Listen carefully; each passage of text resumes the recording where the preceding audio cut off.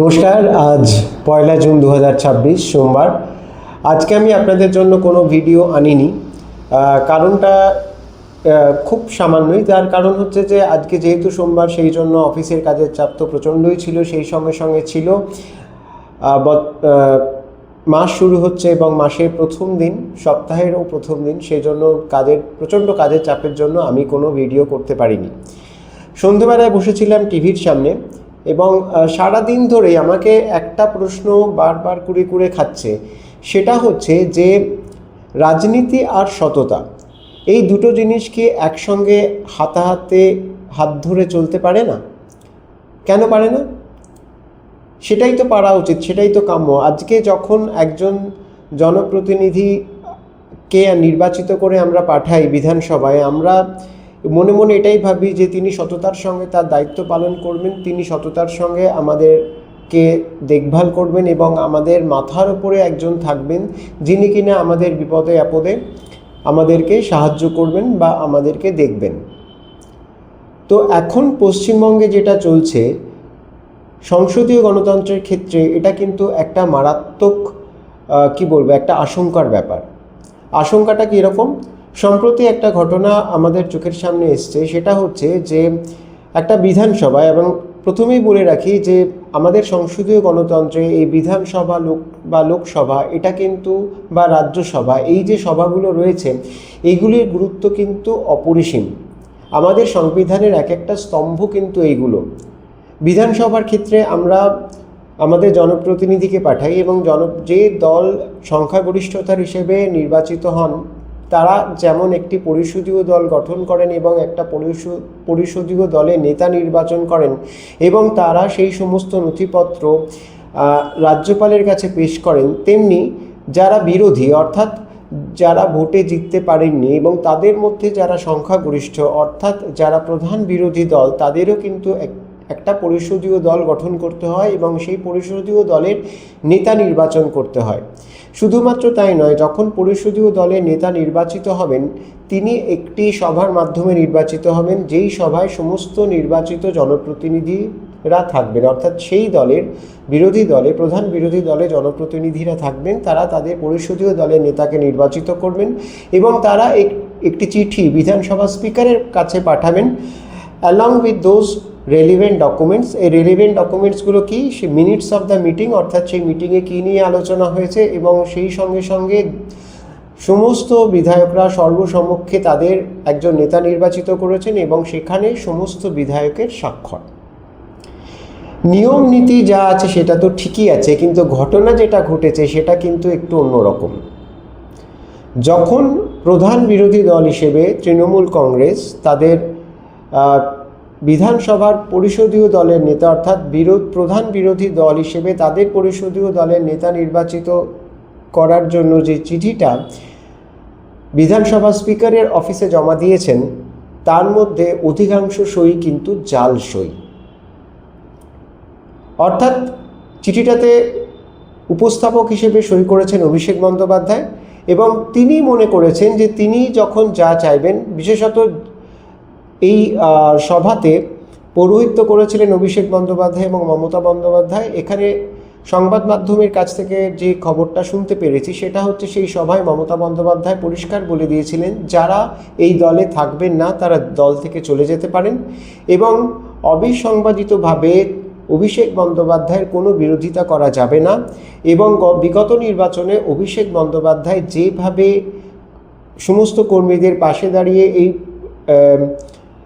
Vote প্রক্রিয়াটিকে তিনি নিয়ন্ত্রণ করেছেন বা পরিচালনা করেছেন তৃণমূল কংগ্রেসের পক্ষে, তার জন্য সমস্ত বিজয়ী বিধায়করা উঠে দাঁড়িয়ে তাকে অভিবাদন জানাতে হবে। বহু সিনিয়র বিধায়ক যারা ওই সভাতে ছিলেন তারাও উঠে দাঁড়াতে বাধ্য হয়েছিলেন এবং অভিষেক বন্দ্যোপাধ্যায়কে অভিবাদন জানাতেও তারা বাধ্য হয়েছিলেন। কিসের জন্য? না দলের ভরাডুবির জন্য। 214 কি 215টা আসন থেকে একেবারে 80-তে নেমে যাওয়া, তার জন্য। দলের বিভিন্ন স্তরে দুর্নীতির জন্য এবং সেই দুর্নীতিকে প্রশ্রয় দিয়ে দলকে ভরাডুবির পথে নিয়ে যাওয়ার জন্য। সাধারণ মানুষের কাছে অর্থাৎ তৃণমূল কংগ্রেসের যারা মেইন ভোটার ছিলেন তারা ছিলেন মধ্যবিত্ত সম্প্রদায়ের মানুষ। সেই মধ্যবিত্ত সম্প্রদায়ের কাছে এই দলটার বিশ্বাসযোগ্যতাটাকে নষ্ট করার জন্য, এবং শুধু তাই নয়, মধ্যবিত্তের যে ভাবাবেগ সেটাকে প্রবলভাবে আঘাত করার জন্য। এই সমস্ত কিছুর জন্য তারা এইবারে নির্বাচিত বিধায়কদের দলনেত্রী নির্দেশ দিয়েছিলেন যে আপনারা সবাই উঠে দাঁড়ান এবং অভিষেক বন্দ্যোপাধ্যায়কে অভিবাদন জানান। ভোট চলে গেছে, নতুন সরকার চলে এসছে, এবং তারপরেও যে এই ধরনের দুর্নীতিগুলো চোখের সামনে উঠে আসছে, এটা কিন্তু সংসদীয় গণতন্ত্রের পক্ষে প্রচণ্ড মারাত্মক। The house is for the অপোজিশনস, এটা যেমন এক কথায় সত্যি, তেমনি এটাও সত্যি যে অপোজিশন বা বিরোধী দল সেখানে থাকবে, সেই বিরোধী দল অত্যন্ত সততার সঙ্গে তাদের দায়িত্ব পালন করবেন। একটা বিধানসভা কি একটা লোকসভায়, সেখানে কিন্তু বিরোধী দলের যে ভূমিকা সেটা কিন্তু সর্বাগ্রে আমাদেরকে মনে রাখতে হবে। বিরোধী দলই একমাত্র পারেন যারা সরকারে আছেন তাদেরকে সঠিকভাবে নিয়ন্ত্রণ করতে, শুধু নিয়ন্ত্রণ করতে নয়, সরকারের বিভিন্ন ত্রুটি বিচ্যুতিগুলো মানুষের চোখের সামনে তুলে ধরতে।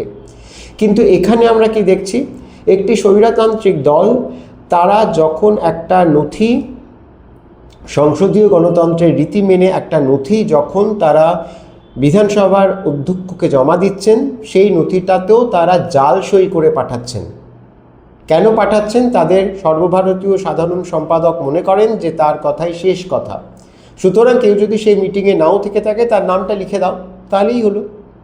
তার মতামত জানার তো কোনো দরকার নেই, কারণ আমার কথাই তো শেষ কথা। এটা যে সংসদীয় গণতন্ত্রের পক্ষে কতখানি ক্ষতিকর, বা তৃণমূল দলটি যে তাদের সততার প্রশ্নে আর কতখানি নিচে নেমে যাবে, সেটা কিন্তু ভাববার ব্যাপার চলে এসছে। সেই সঙ্গে সঙ্গে এটাও ভাবতে হবে, যেই সব অঞ্চলের মানুষেরা এই জনপ্রতিনিধিদের নির্বাচিত করে বিধানসভায় পাঠিয়েছিলেন, তারা তো একটা ইতিবাচক দিক থেকেই পাঠিয়েছিলেন। তারা এখন কি ভাবছেন? কেন সেই দল অর্থাৎ তৃণমূল কংগ্রেস তাদের ভাবাবেগের সঙ্গে বিশ্বাসঘাতকতা করলো? সেই অধিকার তাদেরকে কে দিয়েছে? গত শনিবার অভিষেক বন্দ্যোপাধ্যায় তাদের এক দলীয় কর্মীর বাড়িতে গেলেন। সেই দলীয় কর্মী নাকি নির্বাচন পরবর্তী অর্থাৎ ভোট পরবর্তী হিংসার বলি হয়েছেন। ভালো কথা, তিনি গেছেন, তার দলের কর্মীদের পাশে দাঁড়াবেন, এটাই তো স্বাভাবিক। বিপদের দিনে তার দলের কর্মীদের পাশে দাঁড়াবেন, সেটাই তো স্বাভাবিক।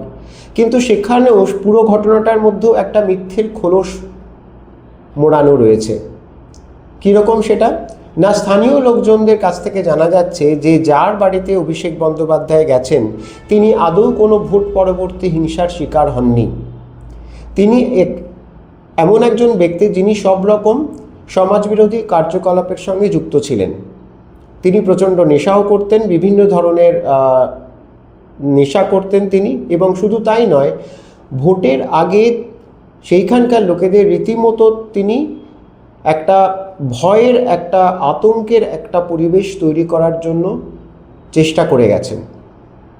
এরকমও বলতে আজকে শোনা গেল, কিছু সেখানকার স্থানীয় কিছু মানুষ এরকমও বললেন যে তিনি নাকি কোনো একজনের বাড়িতে গিয়ে বলে গেছেন, ঠিক আছে 4 তারিখের পর তোদের বাড়ির মেয়েরা কী করে রাস্তায় বেরোয় দেখব। সুতরাং এই ধরনের একজন সমাজ বিরোধীকে যদি তিনি তার দলের একজন কর্মী হিসেবে স্বীকৃতি দিয়ে থাকেন, তিনি চোখে আঙুল দিয়ে কি জিনিসটা দেখাচ্ছেন? যে তৃণমূল দলটা শুধুমাত্র সমাজ বিরোধীদেরই দল। সেখানে সুস্থ মনস্ক বা একজন সুস্থ নাগরিকের মতন কোনো মানুষের সেখানে ঠাঁই নেই, বা সেই দলের কোনো সদস্য আইনের শাসন মানেন না। উদ্ধত্তই সেখানে শেষ কথা। আর আজকে যে তৃণমূল কংগ্রেস বলছে যে ওখানে শাসক দলের লোকেরা গিয়ে তার সাধারণ সম্পাদককে নিগৃহীত করেছে, শারীরিকভাবে আহত করেছে, এটাও তো বলা যায় যে শাসক দলের কর্মীরাই তো তাকে বাঁচিয়েছে। তিনি যেমন একজন সমাজবিরোধীর বাড়িতে গিয়ে সমবেদনা জানাতে গেছেন, তেমনি এটাও তো ঠিক যে এই ঘটনাটা যে সাজানো নয়, বা তৃণমূল কংগ্রেস যে এই ঘটনাটাকে সাজায়নি অভিষেক বন্দ্যোপাধ্যায়ের ইমেজটাকে রেস্টোর করার জন্য, সেটা আমরা বিশ্বাস করব কেন? সেটাই বা আমরা বিশ্বাস করতে যাব কেন? আমি এই কারণেই জোর দিয়ে এই কথাটি বলছি যে তিনি কোনো নির্বাচন পরবর্তী কোনো হিংসার শিকার হননি। তার ডাক্তারবাবুও কিন্তু সংবাদ মাধ্যমে তার স্টেটমেন্ট দিয়েছেন, যিনি তাকে শেষ দেখেছিলেন। তিনি জানাচ্ছেন তার দেহে আঘাতের কোনো চিহ্ন ছিল না, তিনি কোনো আঘাত পাননি। তার মাথা ব্যথা করছিল আর সমানে বমি হচ্ছিল, যেটা সেরিব্রাল স্ট্রোকের লক্ষণ। সুতরাং আপনারাই ভেবে নিন আপনারা কি ভাববেন, কোনটা সত্যি কোনটা মিথ্যে, কোনটা ভুয়ো কোনটা, কে সৎ আর কে অসৎ। তাই আবারও বলছি, সুস্থ গণতন্ত্রের স্বার্থে কিন্তু সততা এবং রাজনীতি দুটো জিনিসকে কিন্তু হাত ধরাধরি করে চলতেই হবে, এটা কিন্তু সর্বাগ্রে কাম্য। যাই হোক, আপনারা সবাই ভালো থাকবেন, সুস্থ থাকবেন, আর অত্যন্ত বিশ্বস্তভাবে নিজের যত্ন নেবেন। যদি কেউ বিপদে পড়ে কোনো রকম, তাহলে তার দিকে সাহায্যের হাত বাড়িয়ে দেবেন। এবং সর্বোপরি এটাই বলবো যে যদি আপনিও আমার সঙ্গে একমত হন, তাহলে আমার চ্যানেলটি সাবস্ক্রাইব করে আমার পাশে থাকবেন। আজকে এই পর্যন্তই। আজকে কোনো ভিডিও দিতে পারলাম না, গতকাল বেলারিতে গেছিলাম, সেই ভিডিওটাও আপনারা দেখবেন। আজ তাহলে আসি, নমস্কার।